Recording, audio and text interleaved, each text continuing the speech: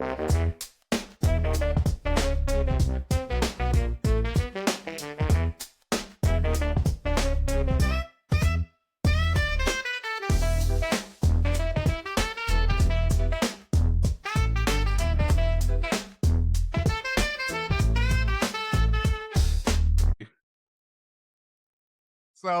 we was on the cruise, right? And how come I ain't even saying no names. We on the cruise and somebody got sick, couldn't talk, head hurting. So he's like, well, why don't you just go back to the room, right? So I'm gonna kind of cut right to it. So the person went to the room. We went to the room to change clothes. The person was in the bed. So we going around touring the ship. And we said, hey, this is where the the the young people are, right? So we see the area and say, yeah, that's where the young people go. So we went down that way. We came back not even 5 minutes. It's been maybe 15 minutes since we left the room. It was like 35, 40 minutes. I ain't said no name. I give you 20. It I'm just wasn't adding to the 25. story.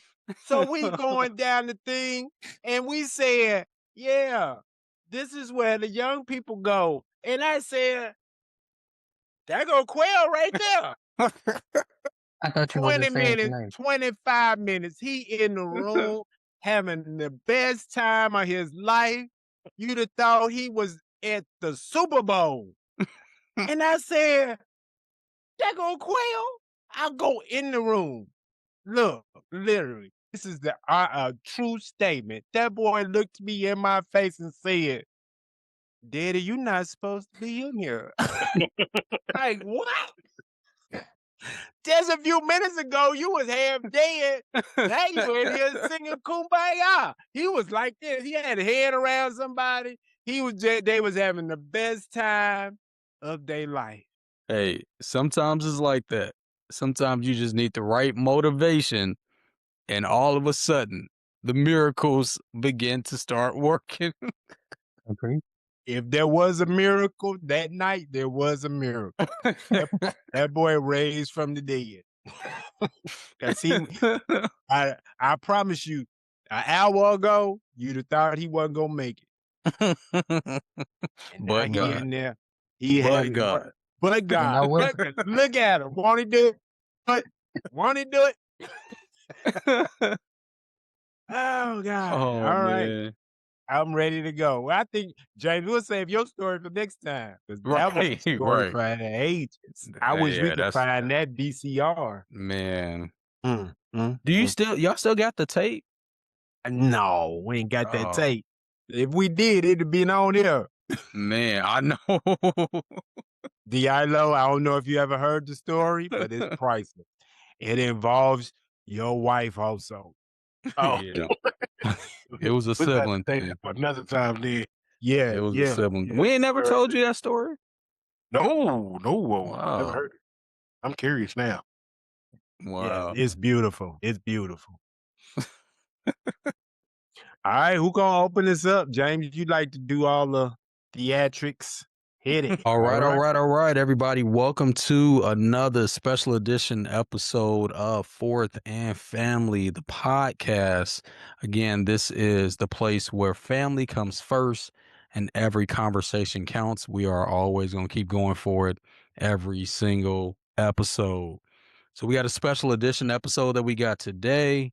But we wanted to go ahead and start this one off by giving a few shout outs to those that have commented and subscribed to our YouTube channel. You know, we greatly appreciate all of the support. We love that those of you that have been able to watch have been enjoying the content that we're putting out. Love the sports talk. I mean, of course, us diehard Bears fans are super excited.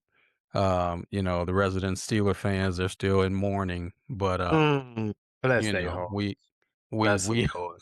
Bless him, Lord. Bless him, Lord. Not everyone have 6 rings, Sam. What'd you say? I said not everyone can have 6 rings. Yeah, Yeah, that's okay. true. Well, I mean, that's true. That's true. Not everybody has waited as long since the last one either, though. So, yeah, it's There's a At least lot it was don't going talk on. my that decade. I much. will say that. At least I got to see one for mine. Right, right.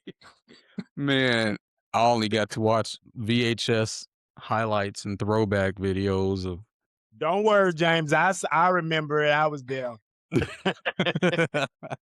I'm not that young. I remember 85. I was in the 11th grade. Now I was in the 10th Man. grade. So you good. All right. All right. I was Always sitting love it. in I was sitting in your grandma's room watching it on that black and you remember that TV? You remember that big TV she had? That Yeah. that it was black, it was white with the black trim. Man, that Yep. TV was heavy. Yep. Yeah. That's the TV I watched it on in her room. And she kept that thing for so many years after that. Man, That I want to TV say was she there might long. still have it in that closet It might upstairs. be. It It's might it's a be. paperweight now, but it might still be in there. Yes, sir. All right. You gonna shout them out? Yes, No, I'm that was definitely it. gonna shout out some of these wonderful people that have been commenting on the page and on some of the videos. First comment, or first person that we want to shout out tonight is going to be Kite Racer. Kite Racer gave a great comment on um, our resident vet's comment that he said, "Bear down, y'all. Praying for a win tomorrow. It's been a heck of a ride so far. Let's see how far we can take this crazy season. Hey, we'll take crazy if we can get to the bowl. That's all that matters." Then we Crazy is also, good. yep. And we also have a comment from Jaguar 62 Armstead. I think that's short for. Of course, the classic Bear Down. We all know it in Chicago. Bear Bear Down to the down. Chicago Bears. Oh, Uh, bears. Hey, y'all can join in. Come on. Try it. Bear down. Bear. Oh, wait, we got to get the new song. That new song. Oh Oh, man. I got it. Don't worry about it. Don't hit them with it yet. That's how we gonna Oh, close it. if we get next week. We get this week, and we going next week. Yeah, we definitely got to play it next week. We Man. definitely got to play it next week. Mm. Bear And down. then, Bear down. yes, sir. And then a final comment that we're going to shout out tonight amongst we had quite a few, but we also have Peterman 8848. Peterman, I love this comment, even though he went against us. Peterman said, "What? You see the worst first 3-quarter team in the NFL building a lead and holding on to it versus the best offense in football? Bro, you are insane." Unky called you insane with that take. Mm. Rams take a huge lead early, 27-12 by the fourth. Then the Bears make a huge comeback and eventually lose the game 30-26. So I'm a logic guy, so I can't even say if that's what happens, I wouldn't necessarily be surprised. Of course, that's not what we want to have happen, That ain't but gonna happen. That ain't gonna happen.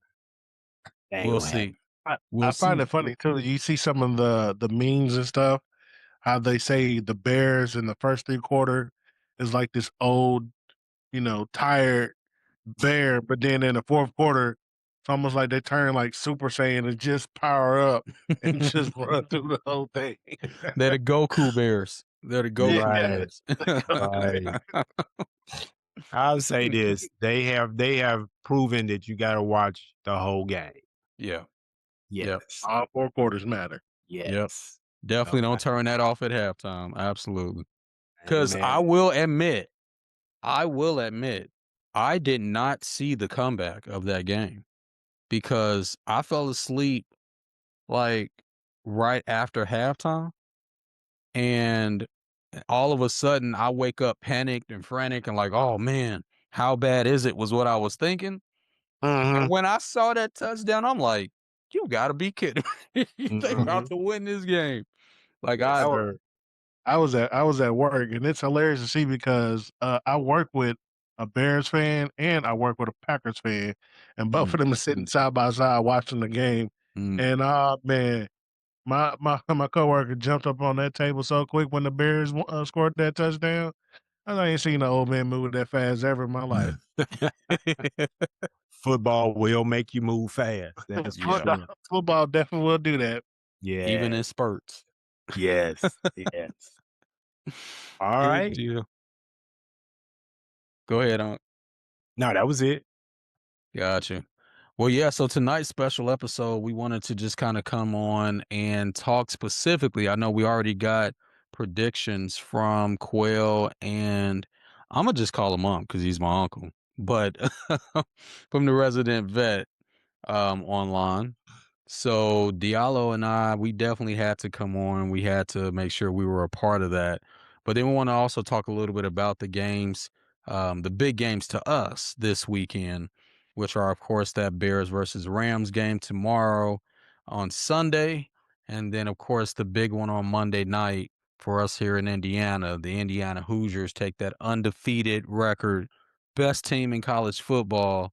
They are now in Miami. There are so many of us Hoosiers down there. It's ridiculous. It's basically we call it Indiana South for the weekend, There and you there go. we are deep down there to take on Miami in their home field, and we still gonna have a home field advantage in your house. I love that. Yeah. I love Yeah. it. I think we have a defector in the building. Oh man. Yeah, I know. Oh, I'm I not don't from even know. Indiana. I told him Wow. if he wasn't if he I'm didn't not look from like me, I Indiana. don't know where he came from. I don't get it. I don't get he have no loyalty to the family at all. My God. Some stuff you should just gravitate to because of. You know, that's where my folks from. That's where my people from. It's just like, no. Well, I Mm-mm. figured we would keep that game for the closing one because Mm. there's so many different storylines to it that we can talk about. And then we can just use the beginning as a continuation tonight of the previous one where Unc and Quail gave their predictions. So we can start off there. DJ, I want to give you opportunity to start off first.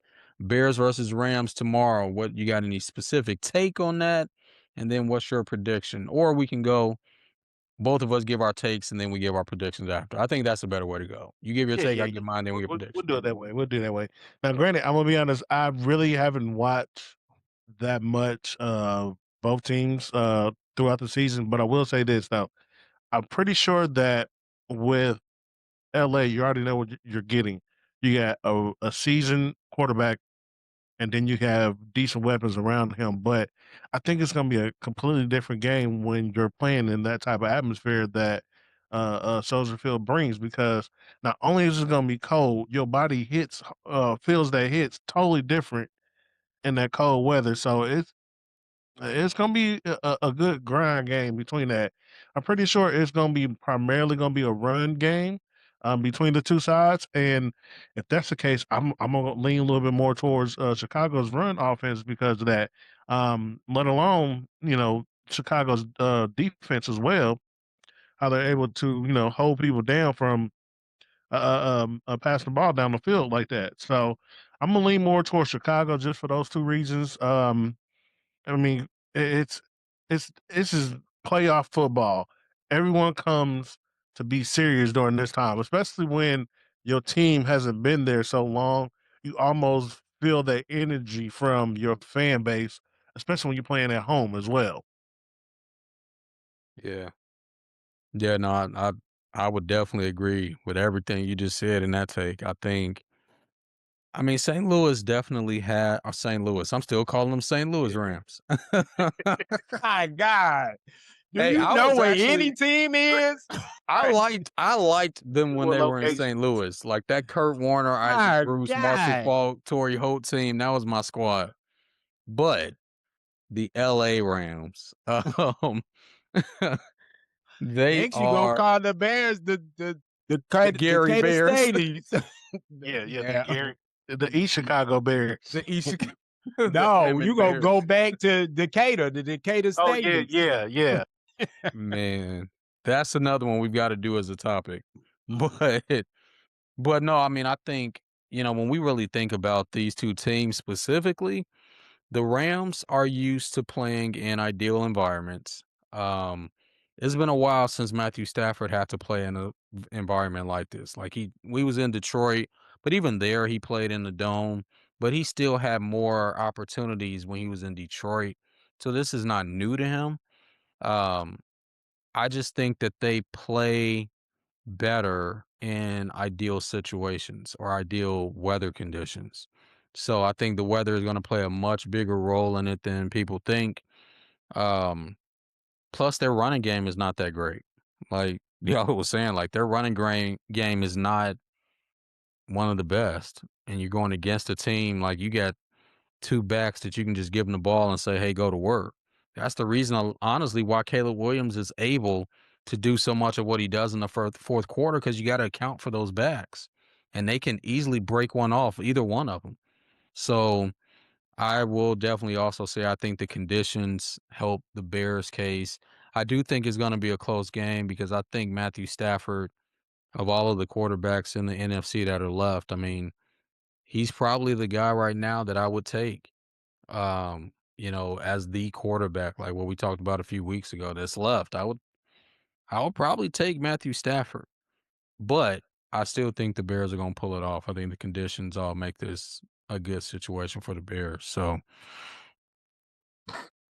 Diallo, man, I think it's time for us to go ahead and give our predictions so we can bring in those other two gentlemen into the conversation even more so we can get those out the way. Diallo, what you got for the score?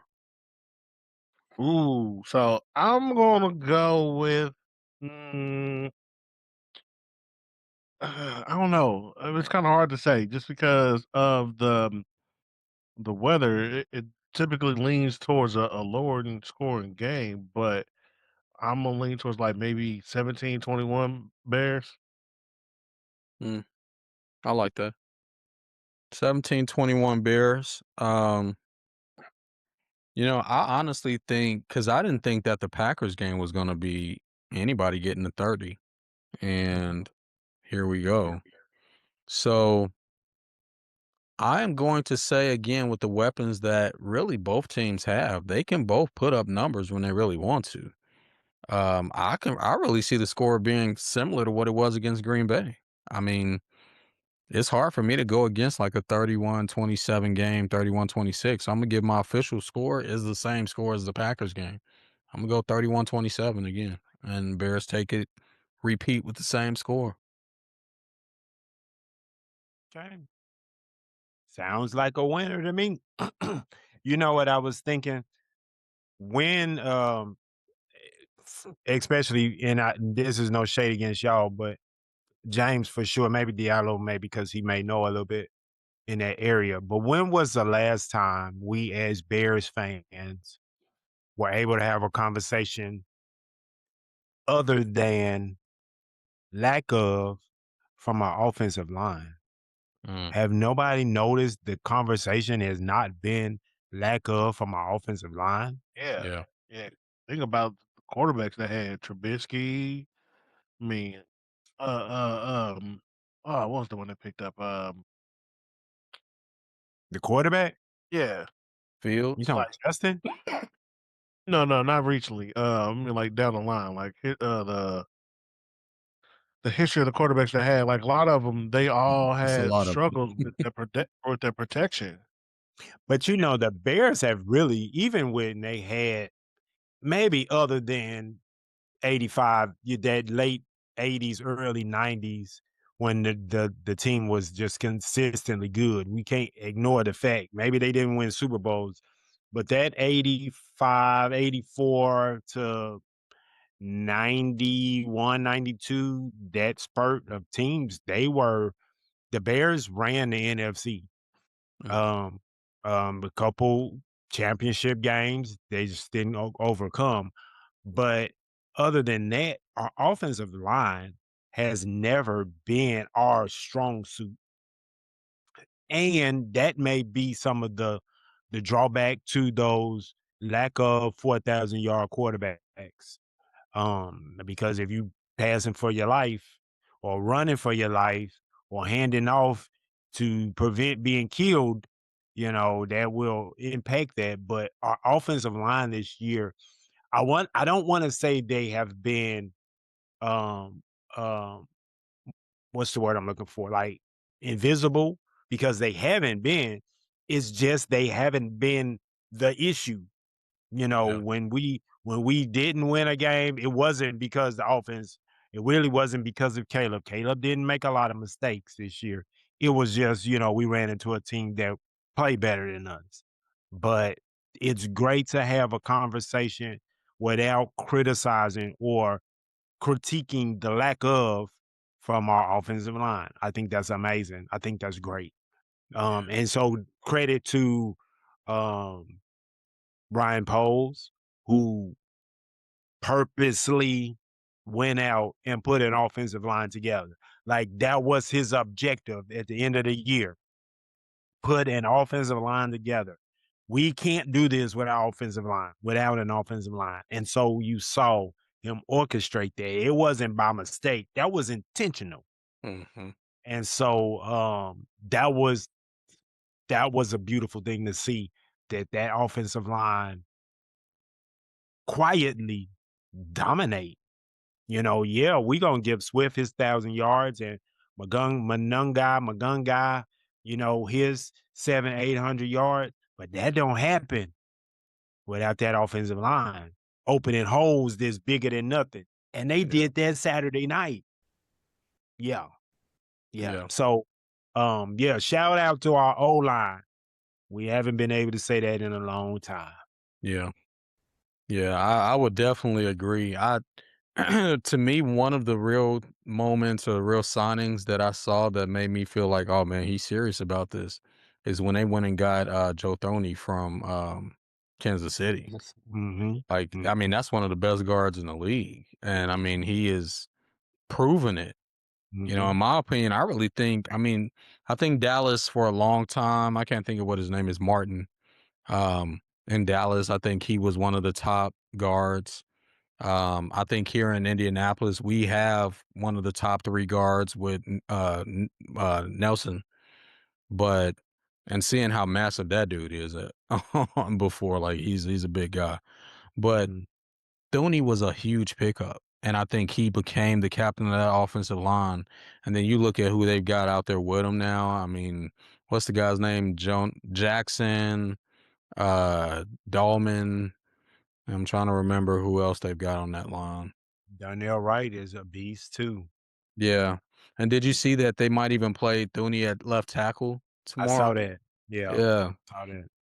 I mean, when you can like mismatch your line like that, like they can play multiple spots Mm-hmm. like that, Yeah. that tells you everything too. But Good. everybody knows that the heart and soul of any football team is those lines. I mean, if you Mm-hmm. got an offensive line, you got a chance every game. If you got a D line, you got a chance every game. The Bears have a pretty solid both. They have a solid O line and D line, really. So Mm-hmm. Okay. Sounds like a winner to me. yeah, Go yeah. Bears. Go Bears. Go Bears. Quell, do you have anything you wanted to add to that?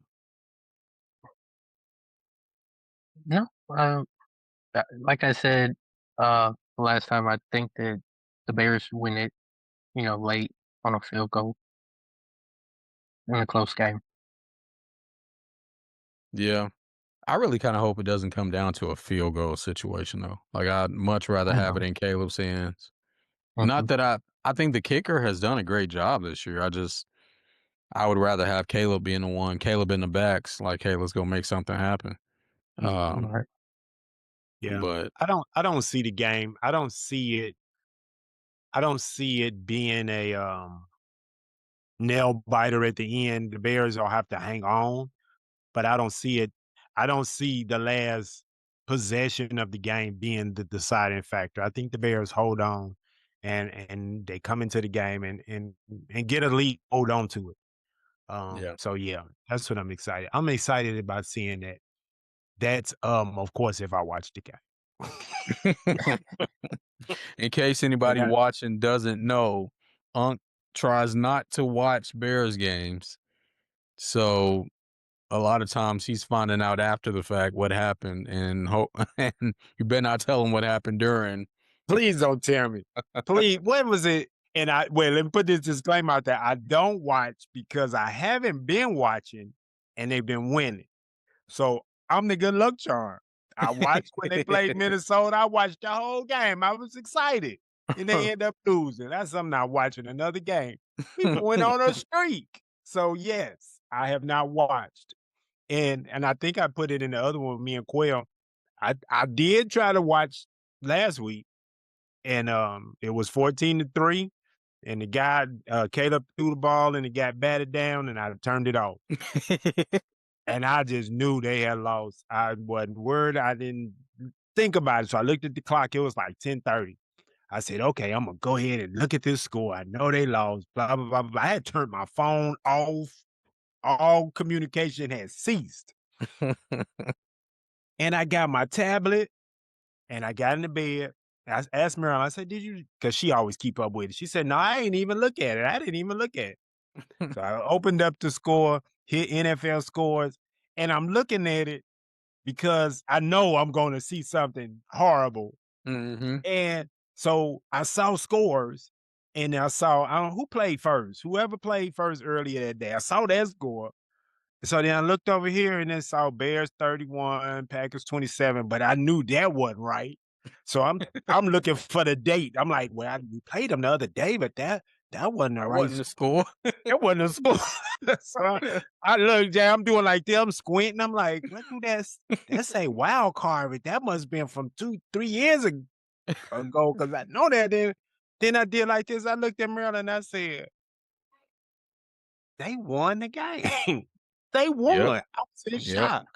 So Yep. I told Quell last time I had to stay up for 2 hours after the game watching highlights to get caught up. So yeah. But I don't think that's gonna happen this year. I think this time, I think the Bears get a lead and they have to keep maneuvering to keep the lead, but I think they eventually they get a big enough that the last possession is gonna be irrelevant and we're gonna be marching on to the NFC championship game. Yeah. Yeah. And you can't give Matthew Stafford a chance. That's the key. You gotta Right. get him down and keep him down. Like you cannot give him a chance. And I will say this, I think, and you guys, y'all jump in too anytime, but I think, like Diallo said, and I've always said, I think the weather is the neutralizer. It's cold for everybody. I get that. I don't care what you say I about mean, it's different when you're playing in it and practicing in it every day, yeah, and you but out see, there they just for don't, that week. but They they don't don't though. practice in it. They don't No. practice. But this week they Check your did. mic up. Mm-hmm. They did practice in it this week, I saw, but normally they practice in the Walter Payton Center. Yeah. Um, but But it hasn't really been cold like that this week either, though. It hasn't been as cold as it's gonna be Sunday. It's right, been colder, but but I think, the weather is going to be the neutralizer as far as everybody. That's for everybody. Yeah, we say Bears weather. That's Bears weather. That's cool, but that cold is cold for everybody. So I think that's that one thing that kind of makes everybody have to kind of pay attention to what you got. It's because everybody cold, everybody is you know uncomfortable or whatever. So I just think that weather is just that neutralizer. I've always said I like cold weather for that reason. I think it's just that factor that everybody got to overcome. How we all gonna overcome being cold. yeah. So yeah, I'm excited about that. I'm excited about the game. I think I'm it brings out a excited. different beast for people because I remember when I played football in high school.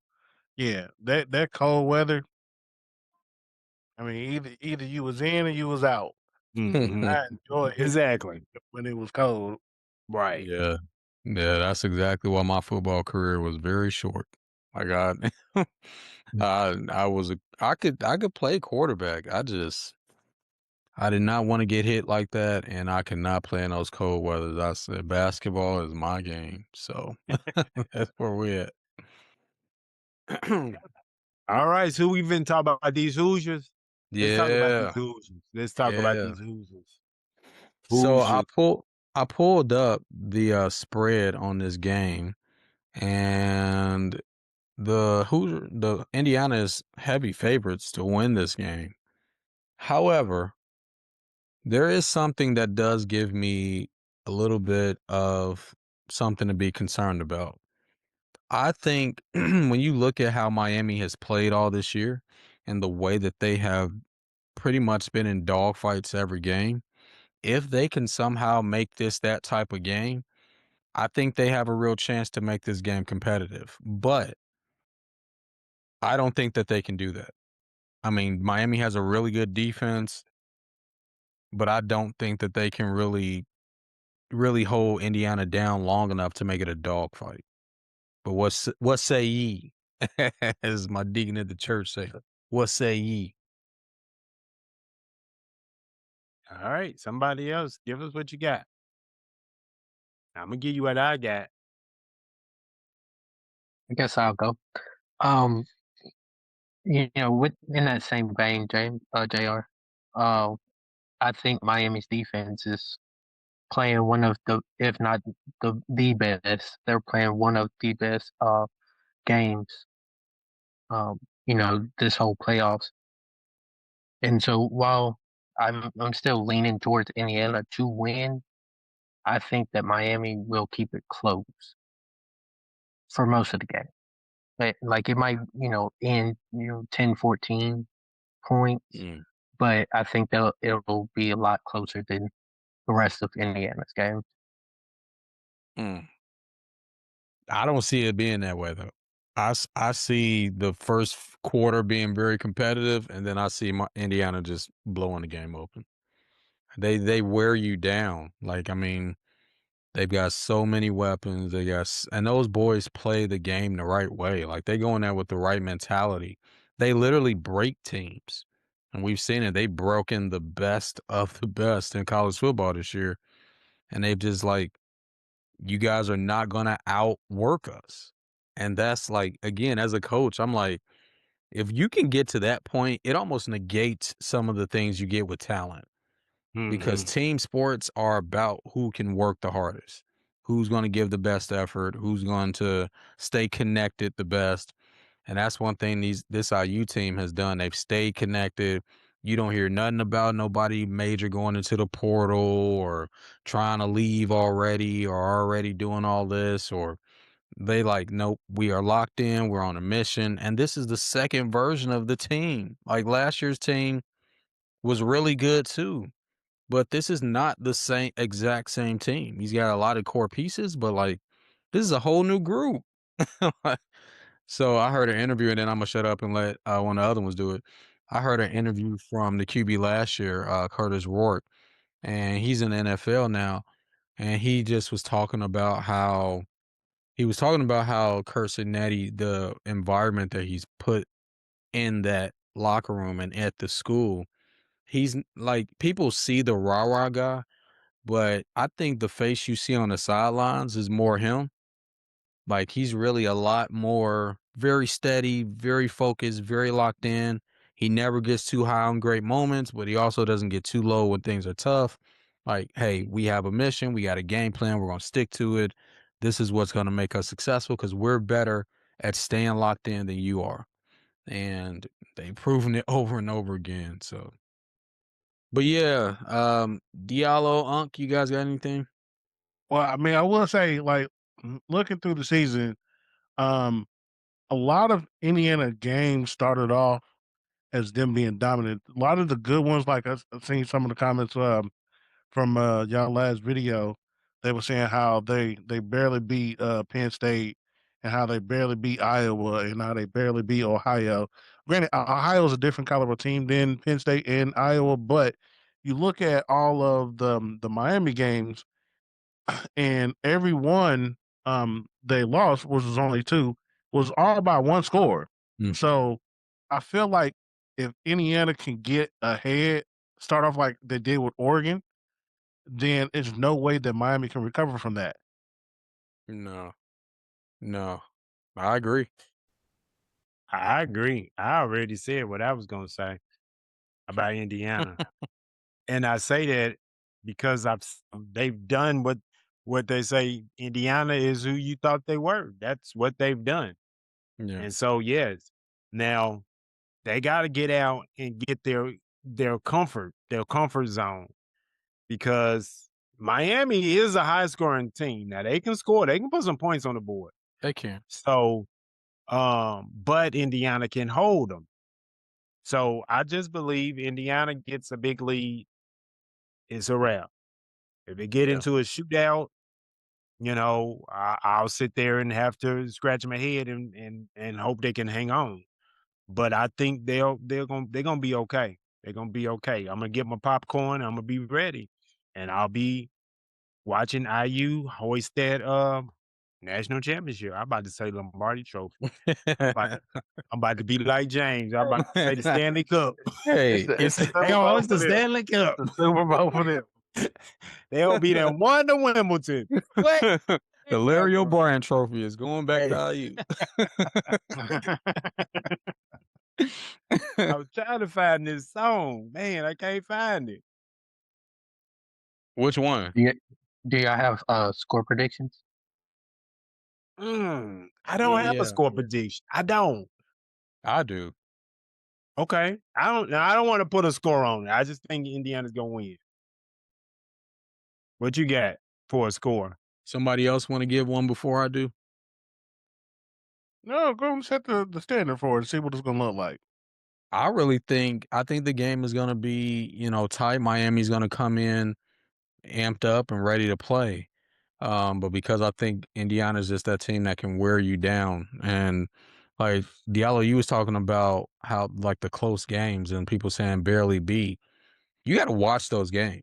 Like I wouldn't use the term barely beat because close score games in football are not always as close as the numbers show. All those games, IU really kind of beat those teams down. Like they just kind of eventually buried Iowa. And same thing in Penn State. Penn State played the best game of the season against IU. That was the best that Penn State looked all year. And IU just basically buried them and buried them and buried them until in the end they went ahead and took the game. So I think this game will start The similarly Penn to the State game, the one where the guy caught the ball at the last second. yeah, In overtime? yeah, Was it overtime too? yeah. Yeah, yeah. The last So second. and that's what I mean too when it comes to like bury you. Like they had multiple opportunities to win that game and they couldn't get over the hump. That's the reason why I say they're just flat out the best team. But from a score prediction standpoint, I'm gonna go with like 34-21. I think I agree with the 14, 13 point spread, but I think it'll be close. And then IU will get a couple of either a turnover or a big touchdown. One of the running backs will break one open.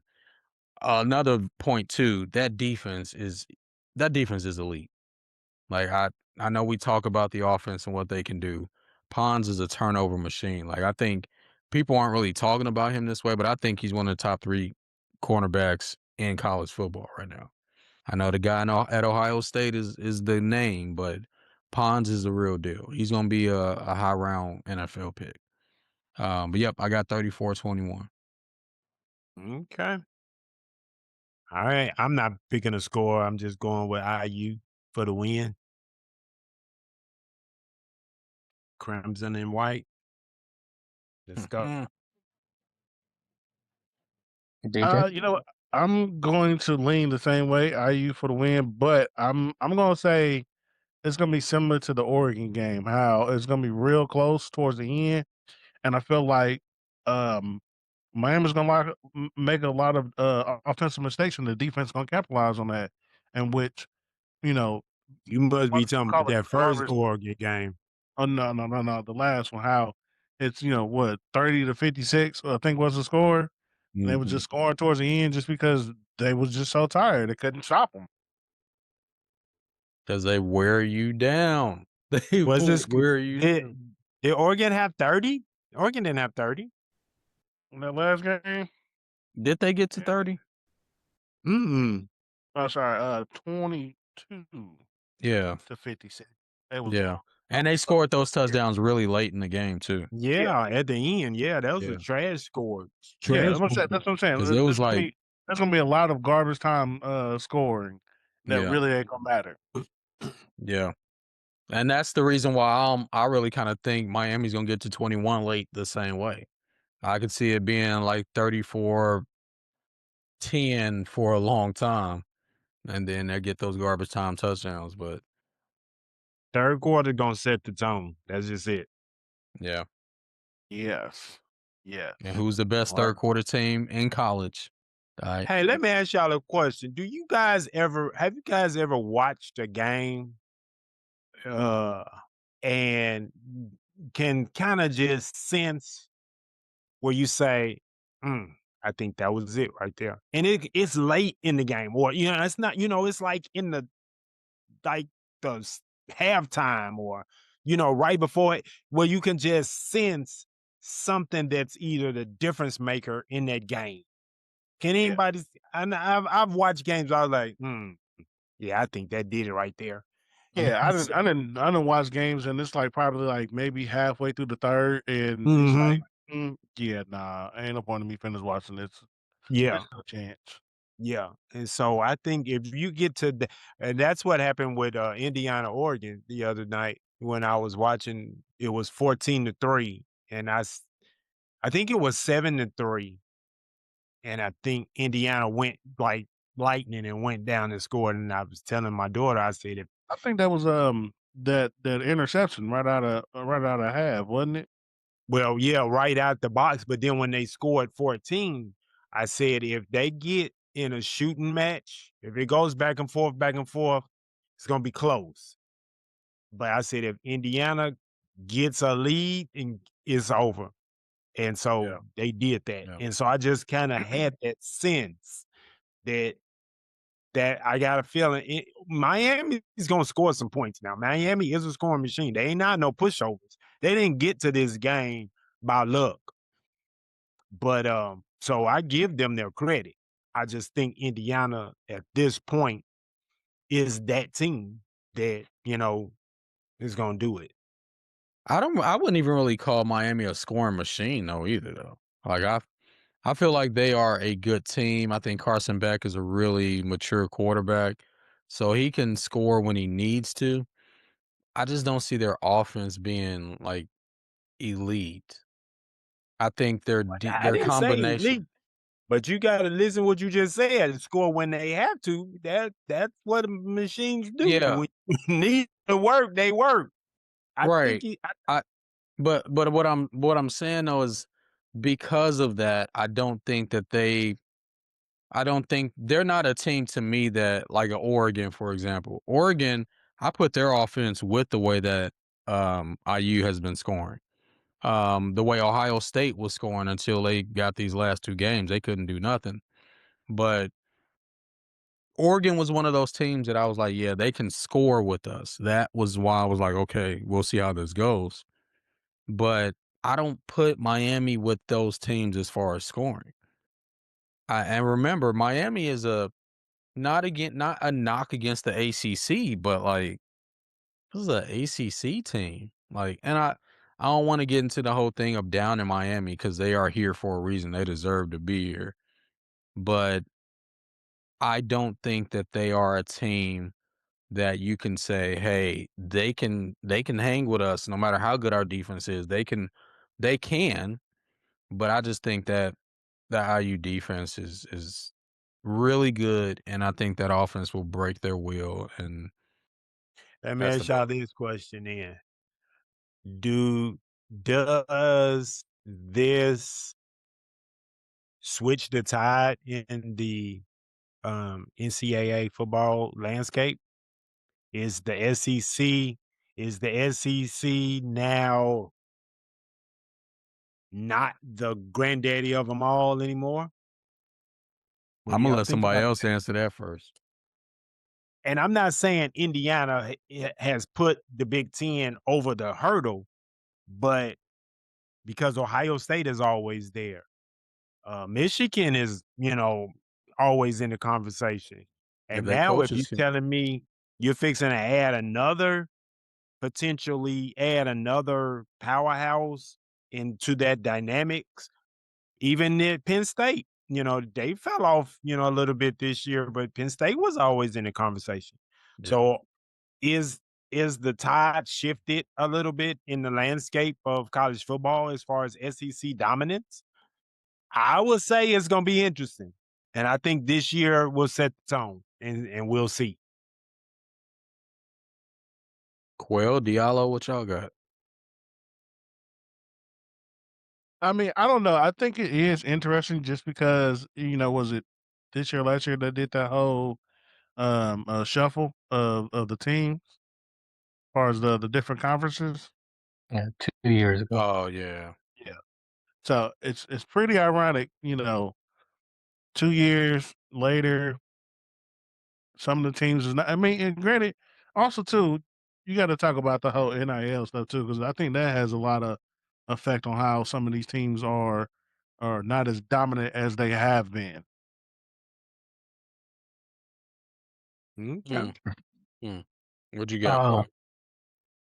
I I always see that question asked, and like for me, when they say that kind of thing, but you're still comparing them to the SEC.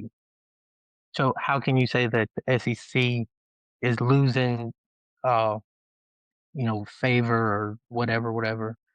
But like you're still comparing them to the SEC, and anytime the SEC loses to another conference, uh, it's always the SEC is so supposed to be so mighty, but they lost to such and such.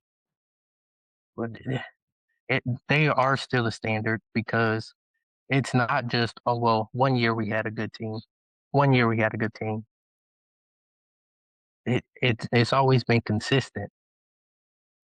So the SEC is still the standard until somebody wins more than them, and they haven't done that yet. And that's not just a 1 year thing.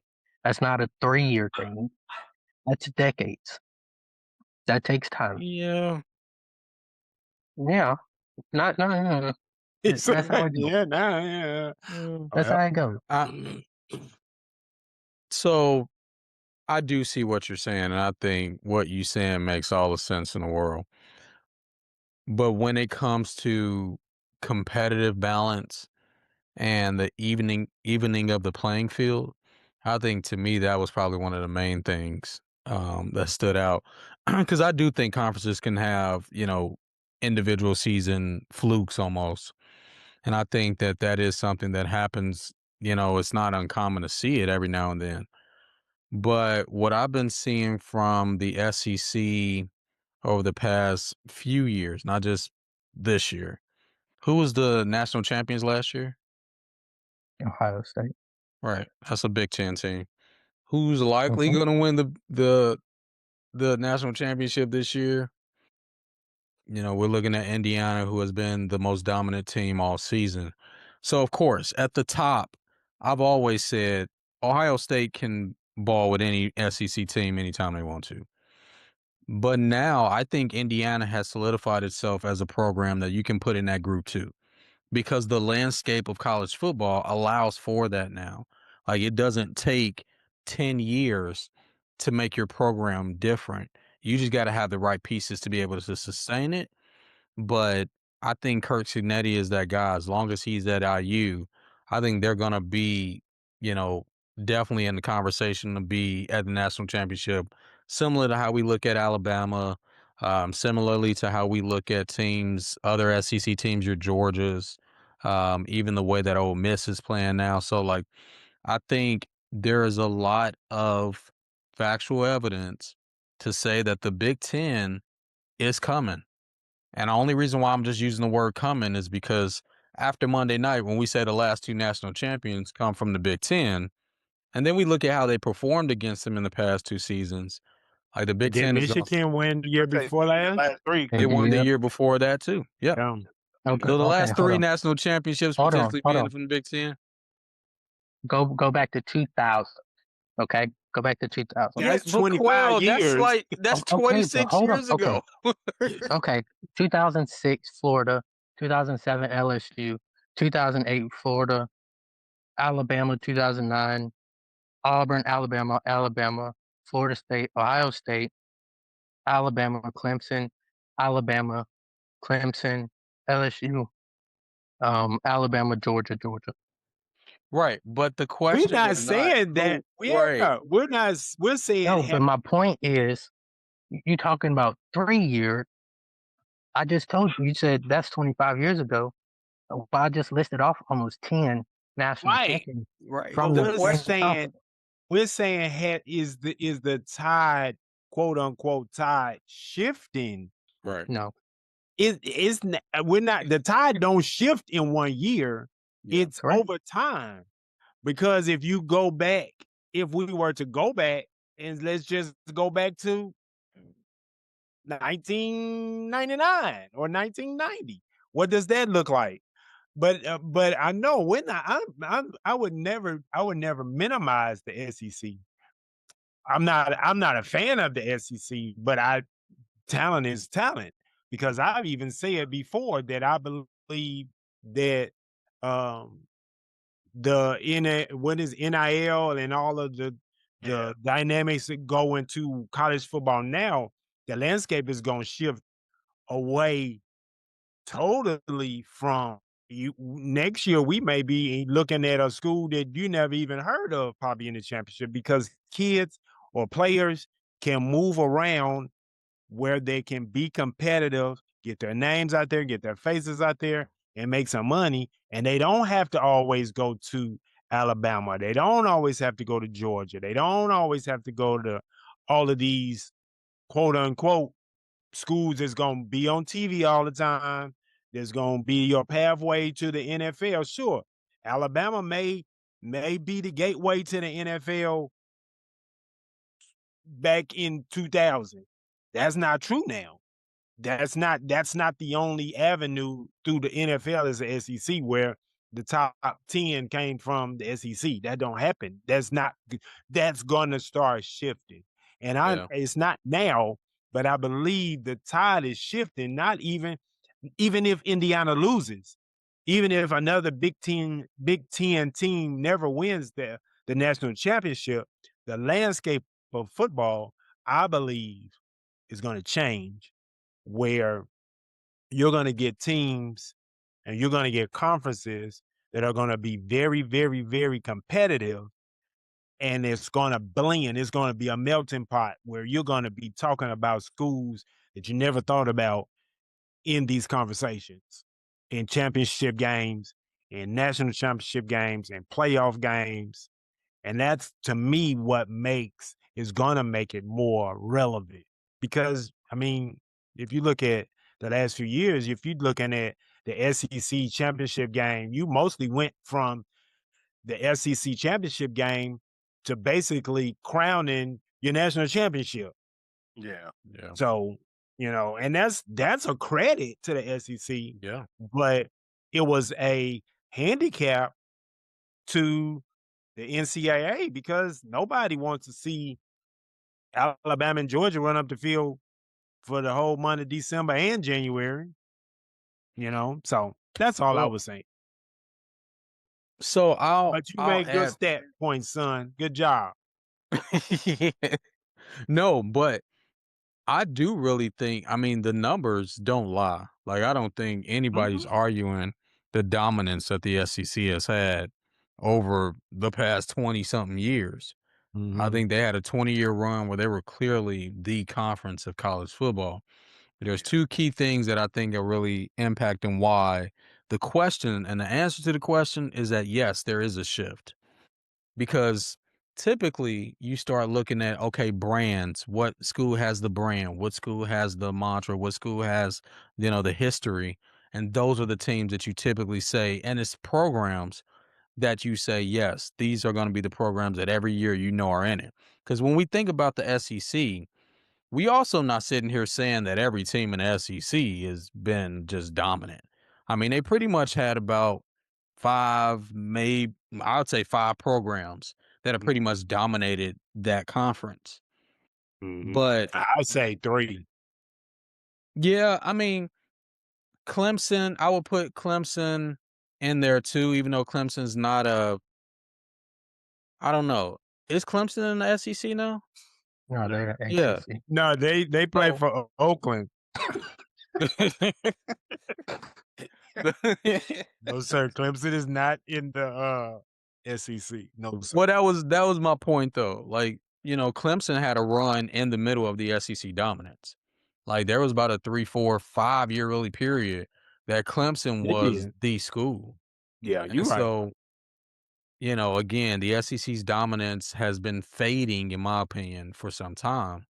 But now the other point that I make is also where is success typically following people now? It's the schools and the conferences that got the money. That's Mm. why it's not the Power 5 conferences anymore, it's the Power 4. And then who are the 2 big conferences of that? The SEC and the Big 10. And who is the biggest and most high and the highest earning conference of all of them? The Big 10. So, right now, I mean, these kids nowadays, the good ones do still care about, like, brand and history and all that stuff, but these kids nowadays, they could care less about what you did 10 years ago. Like, they don't care about that.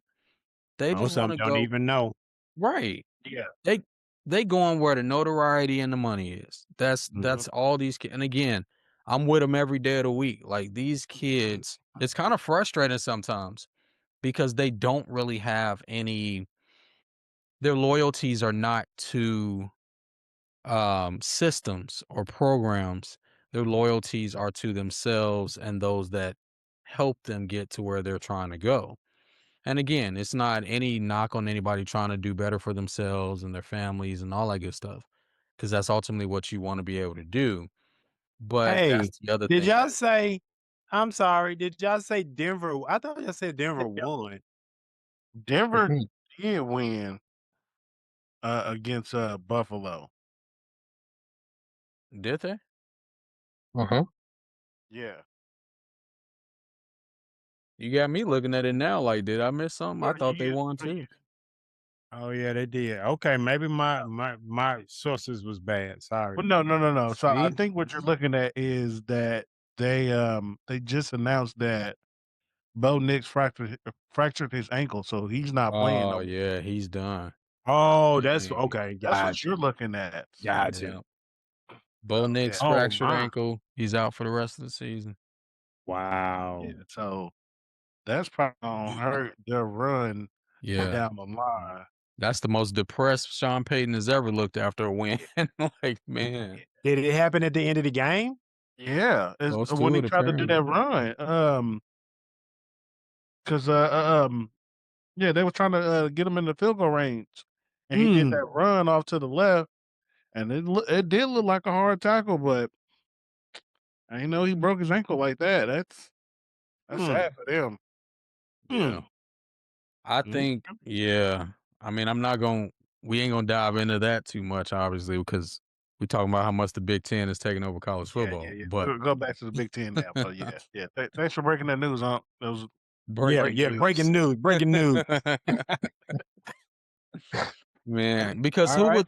who would the Broncos play next?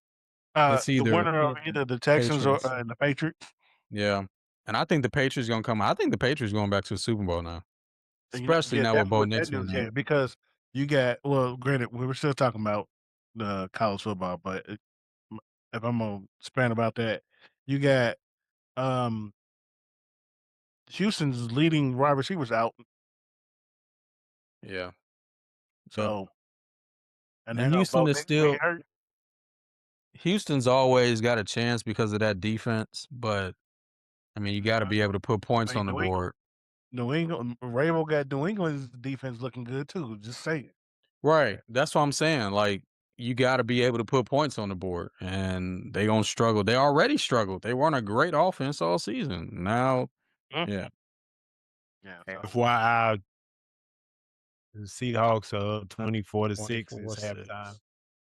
Yeah. yeah, yeah, yeah. Yep. So, But you know, But no, we, I mean, I see where your point is with that, and yes, like I said, I believe it has a little bit to do with both the shuffling of teams for the conferences, and then also to the NIL because a lot of these players that's going to college, some of them all have, or a lot of them all have aspirations to make it to the pros, but also too, you got to think about where they came from. A lot of them didn't really have that much, so now they have the opportunity to make money now and start helping out their family now. A lot of them gonna jump on that before going to a team that has notoriety. I heard a saying, and then we can look to wrap it up. I heard a saying that young people that come from wealth have a tendency to be more loyal to those that they're going to be loyal to. than those that don't come from wealth. And I had to really think hard about that because it was like you think about a lot of rich people and it seems like they're all about themselves, but those that they are loyal to, they are like scarily loyal to. Um, Yeah, we can look at never mind. yeah, No, yeah, that's probably exactly where I was no. going. This ain't that type of show, but yeah, let's Right, keep talking. Yeah. right.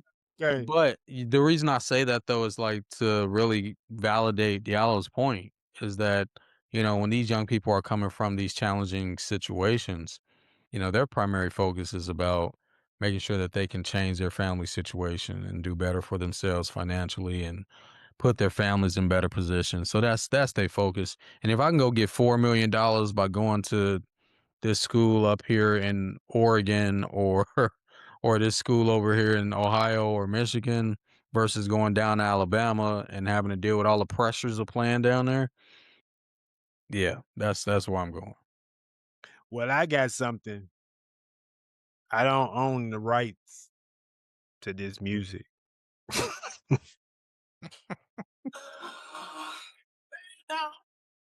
I got some barrels. Stir it out. I got that trailer. Wait, Unc, we got to do it right. We got to do it right. Hold on. Okay. What we gonna do? I'm a share it here so we can hear it right. Okay. Oh, okay, Uh, okay. Yeah. Yeah. Y'all can, and y'all have to put your heads down because it just makes you shake your head. But we got to throw that disclaimer. We do not we do not own the rights own to the this song. copyright to this song, but that song is our anthem. It make you just want to run through something. Mm-hmm. When you hear it, it just make you want to just go get in the tunnel and be like, let's go. Man, just run. I'm going to run through this door as soon as we get done. Tear it down. All right, let me share this audio. Share it. Quail, when you do your thing, make sure you put that on there. Quail, you got cold? You got COVID?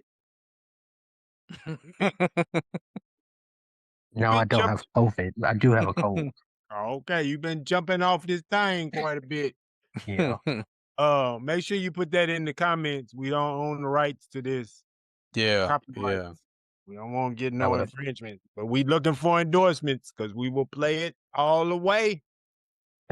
I We gonna feel be like playing. all right. they should All right, just so we can allow close the show. We can close the whole show. information just to play it. We can close the show with everybody bearing down. Here we go. It's better. Bear down. Oh, boy, that sound good. I got some barrels. Stir it down. I got that Caleb. I got that Johnson & Johnson. For all of you critics, my home, I don't play about. Step in the cake. All of you pray you don't get in my way. It's not a stage. I'm not an actor. I'm snatching your heart and digging your grave. In your grave. I'm checking the conference and surfing the wave. Wave at these lions while running a fade. You'll never catch me. Got more on the way. The swip of my feet to be held by delays. On these packing, I'm flooding the plays. I'm no wasn't built in a day. I got that lifting on me. That's that bricker on me. This that drill. I'm hard. Make 'em history, homie. Ain't no loving. That's the history, homie. This that Brian Earl out your ministry, homie. This that Walter Payton 85 energy, homie. This that Mike Dico has the history, homie. We can't win. We can't win. We're not your friend. We're not your friends. We're not your friends. We can't win, better. We're not your friend. We're not your friends. Better. Get that out.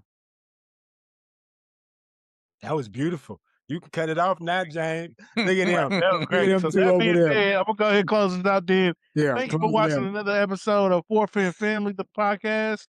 As well as always, I am DJ, your host, joined by JR, the great Unc, and Quail. We will check out on the next episode. Always family first. Bear down. Deuces. Bear down. Bear down. Beautiful.